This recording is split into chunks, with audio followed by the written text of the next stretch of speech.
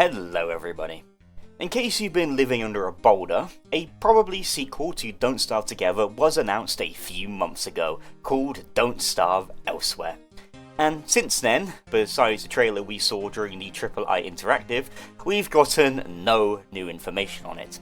So, it is my duty as a Don't Starve Slop channel to make content speculating on features that may or may not appear in a video game that's not even come out yet. Today, we're going to be talking about the characters that I feel may or may not appear as playable in Elsewhere, and a little reason why. Because, frankly, we don't know who is going to be in Don't Starve Elsewhere, and it would be a little bit silly to assume that every Don't Starve character will appear in the sequel, and it's good that I indulge in some delusions every once in a while. First up, the characters that have actually been confirmed in the game are Wilson, Wendy, Willow, and WX78. We know this for a fact since those are the only characters we've seen in any promotional material for the game, which was the aforementioned single trailer as well as some pictures on the Steam page. They have their new fancy designs and seemingly their original kits, and honestly are the characters you'd expect to make it into the sequel. John and Jane Don't Starve, the cool robot everybody loves, and Wendy. They would be in trouble if they didn't include Wendy. But what if I told you that they actually teased a potential other character in this trailer that some of you may or may not have noticed? If you look at this shot, you can see a certain somebody's battle spear being used as a weapon. Wigfrid's battle spear. Does this mean 100% that Wigfrid is going to make it into the sequel? Well, not really, since this is an early build of the game and it probably has some leftover bits and bobs from Together. But it could also mean that, if the game was remade from the ground up, the reason we're seeing her spear being used in this trailer is because she is playable. It would be very weird in the final game if you could just find Wigfrid's battle spear, but no Wigfrid. In fact, such implications would be rather morbid. But either way, I think the odds are very high that Wigfrid will be in this sequel. If not only for her spear being present in the trailer, but because she's a very one-track character that probably wouldn't mess with any fickle balancing in a brand new game. There's always going to be something to fight, and a fighter character would fit just fine. On the flip side of that, we have a character that's nothing to do with fighting, and also maybe was alluded to in the trailer. Wormwood. Solely because at one point, you can see plants planted directly into the dirt, without any farmland like in the base game, which is a gimmick Wormwood has in Hamlet and Together. Now this doesn't necessarily mean that Wormwood is playable, since we have no idea how the farming system will actually work in Together, and it's possible that sowing seeds directly into the dirt could be the way to go for farming for any survivor. And honestly, I kinda hope they don't do that because the whole farm turf system looked way nicer. But it is worth mentioning nonetheless. That aside, what's the likelihood of Wormwood making it to Elsewhere? I'd say it's decently likely. If farming is going to be a part of the game as much as it is in Together, then having a character fully based on that farming gimmick seems like a no-brainer. Plus, WX would be very lonely without them. However, that is it for all of the characters that have either been confirmed or have some kind of illusion in the trailer. From here on out, we're operating solely on vibes and speculation, so take everything I say with a subjective grain of salt. There's a lot of survivors to get through, so hold on tight. Wolfgang. Honestly, very likely. He's one of the OG survivors that was at the game at the very beginning, and much like Wigfrid, is rather simple in nature from a design standpoint. He may not be the most important character in the lore, and probably isn't too popular nowadays as he was back in the day, but he's still a core part of the survivor team that many people would hate to lose. Plus, him being in Elsewhere gives Clay another shot at making a potential insight tree or character update that isn't boring. That is, if Elsewhere even has insight trees. Do let me know if you guys want insight trees in Elsewhere down below. I'm curious what the consensus is on that. Wickerbottom. Again, very likely for the same reasons as Wolfgang. She's been a part of the team for a very, very long time, though not as long as Wolfgang, and it would suck for her to be gone. From a lore standpoint, she has amazing chemistry with the other survivors and has some of the best interaction quotes between them, teaching the kids stuff and even showing empathy towards Maxwell.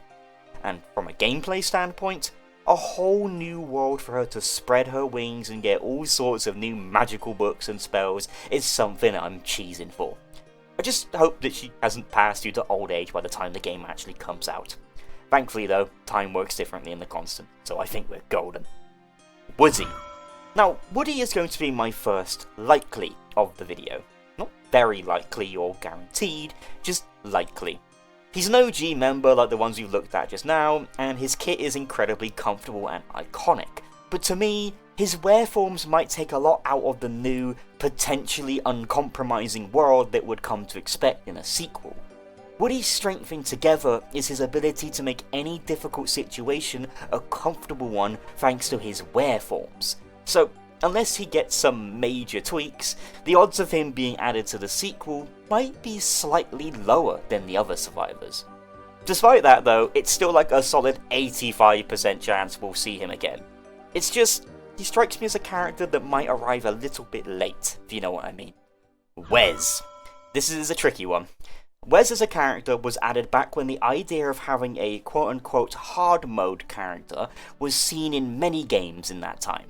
But over the years, as the other characters in Together got more and more interesting features and mechanics, the idea of a joke character just seems kinda boring when compared to entirely new emergent and diverse playstyles that other survivors have nowadays. If Wes is to show up in Don't Starve Elsewhere, he probably wouldn't be the same as he is in Together, which is just a character that is kinda bad at everything despite how cute he may be. You would probably need to have some interesting and unique gimmicks to make him stand out as a whole new character, even if he is overall a little bit on the weaker side. Maybe something like using balloons to fly up the cliffs in the new elevated world setting, or using them to help float across lakes. If they do something like that, then I'd say it's a 100% chance that he's making it back over. But the joke Wes we know him as today, with his simply weaker, no gimmicky downside kit, will most likely just not be in the sequel. Since to me, it feels like a waste of a character. Either way, I really hope we get Wes, he's cool, I like him. Maxwell. The old king guy that was rather important in the lore. Honestly, it's a toss-up if he makes it to Elsewhere.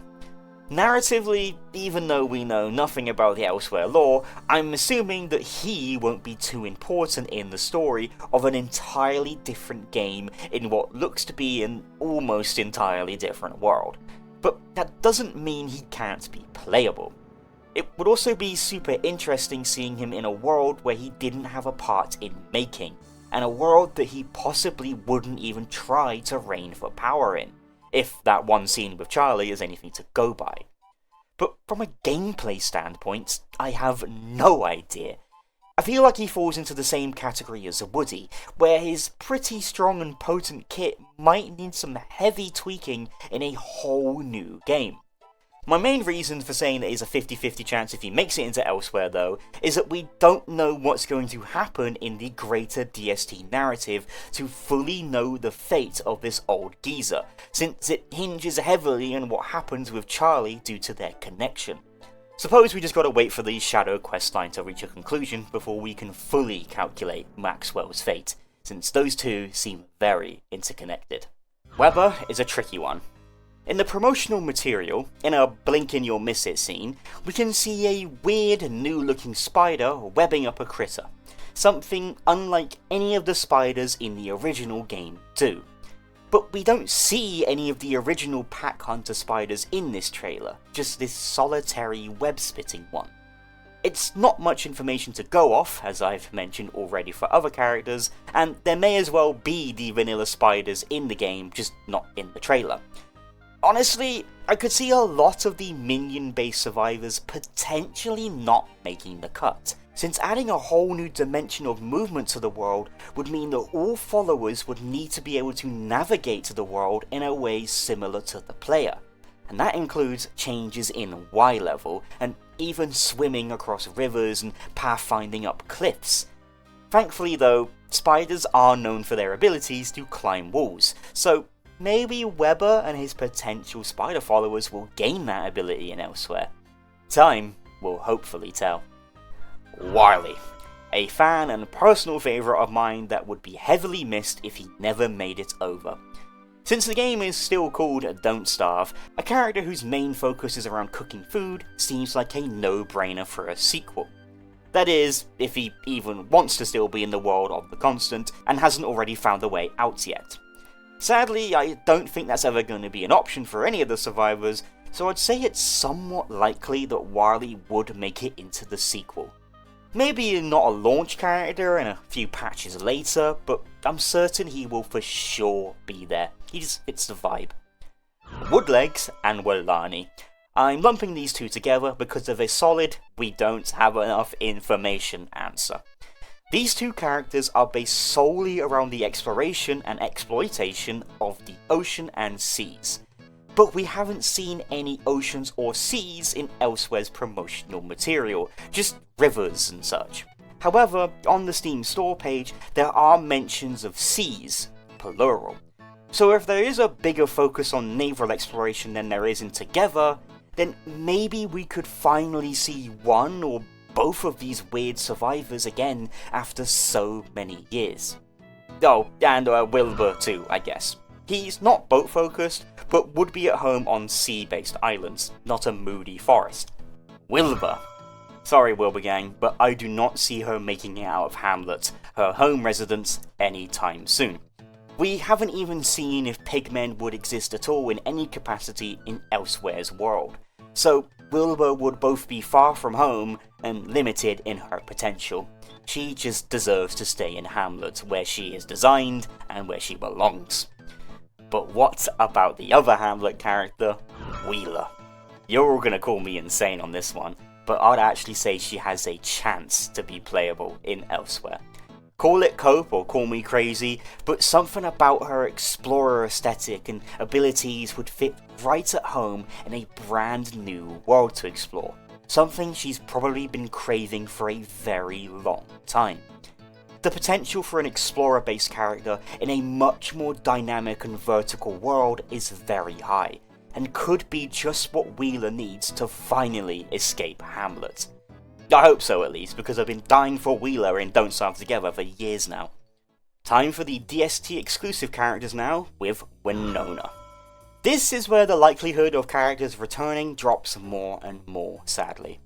Winona was heavily tied into the story of Together, and depending on if the world of Elsewhere still follows a similar narrative thread from Together, she might not have a reason to be here narratively, if such a thing is even a choice, that is. Plus, I just don't see a lot of her building catapults and electronics in a very Wagstaff-centric way to be fitting or thematic for this gothic Victorian world of Elsewhere. Though there are those weird cybernetic bunny men and little carrying robots we see in the caves at one point, but they still just feel different. It's a shame because I love her as a character, but the odds of her coming here are rather low, especially if her kit is all about industrialization. Walter also kinda falls into that category of being unlikely. Maybe it feels that way because these survivors were designed from the ground up to be implemented in Together, but parts of Walter's kit would be a hard stay in Elsewhere. Namely, his slingshot and Wobie. His camping passives could totally fit into this new world, but his main ranged weapon could potentially clash with the 3D environment that we have. Would Walter be able to trivialize enemies even more than he already does in Together, by just standing on top of a cliff and shooting down at enemies that can't reach him, staying completely safe? And how would Wobie navigate in the same world? Honestly, it's incredibly hard to answer any of these questions because we simply do not know enough about this game to draw any concrete conclusions on what systems will even be in it. Might be entirely different in structure than we can even assume. I can't wait for this video to age poorly when it turns out that Elsewhere is a battle royale or something. Anyway, yeah, Walter is somewhat unlikely to make the cut, I would say. Sorry buddy, you genuinely are one of my mains nowadays. Wartox. Oh, Wartox. The same reason I keep hamming on about over and over. A 3D environment would change the potential of his kit massively. Other survivors would, again, we're assuming this at least, have issues navigating a purposely designed 3D world with cliffs and rivers. Wartox, with his teleportation ability, would render all of those problems null and void. I know that is his gimmick in Don't Starve Together, but the lateral world seems way more of a focus and aspect to overcome than exploring a 2D flat world in Together. I just can't see him being balanced in his current form in Elsewhere, especially with his super healing power that we haven't mentioned yet. Plus, the guy can just hop dimensions all willy-nilly. He could as easily come here as he could leave. So maybe he would choose to just stay in the world of Together, his actual home world. Or he would go to the Terraria world, that's cool too. Words. My precious, precious words. It pains me to say that you're most likely not coming back for Elsewhere. You just seem so perfectly designed, and overpowered, for a world unlike this one. It's the same thing I said earlier for other follower-based characters in that I just cannot see them having much of a presence in a completely differently designed world.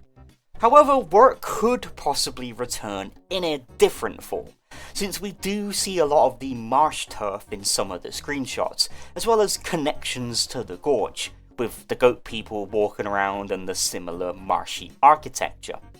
It's possible that this world is Wirt's original home, before she became what she is now. The world itself even seems to have some kind of nautical theming, with the coral boulders and the new jellyfish-like lure plant. A perfect home for a fish girl. But unless she gets a whole new gimmick that ain't around taming buff green dudes, of which we also haven't seen in Elsewhere yet, then the odds of her being playable are very, very slim. It's a shame, but she's not going anywhere in Together. She can stay back there and make a massive merm army like she deserves. And finally, Wanda. The person we've been craving to have lore significance for the longest time. A powerful but simple kit, and a personality that speaks entirely in the same gimmick. I see Elsewhere as a place for her to finally blossom into her true potential. Call it hope, but I can really see her showing up in Elsewhere.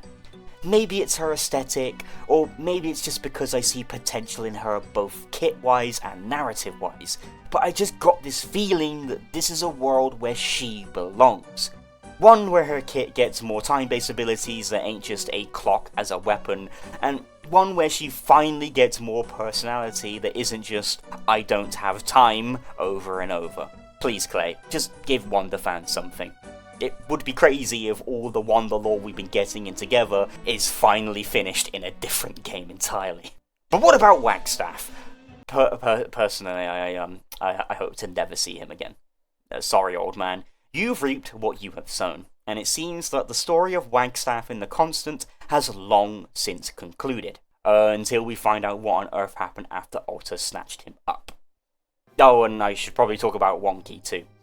Yeah, no, of course this form isn't making it into a sequel, since this character is more of a gameplay mechanic rather than a character. Unless that mysterious energy we see on the Moon Key actually connects to the world of Elsewhere, and Wagstaff knew about this world all along, and there's an island in Elsewhere that has a bunch of monkeys on them, meaning Wonky actually does exist in the sequel. Whoa. Anyway, that's it for my delusions on which characters might show up in Elsewhere. With how little we know about this game, all of this might sound insane, and by the time we get more news on the game, or even when it comes out, this video will sound completely insane. But isn't that the fun of speculating? It captures a moment in time that can never be recreated. When Elsewhere comes out, and it's been out for 6 or 7 years, we can look back on this video and be like, wow, I can't believe we thought Maxwell didn't die. So let me know your speculations down in the comments. Who do you think is going to come back? Who do you absolutely not want to make a return?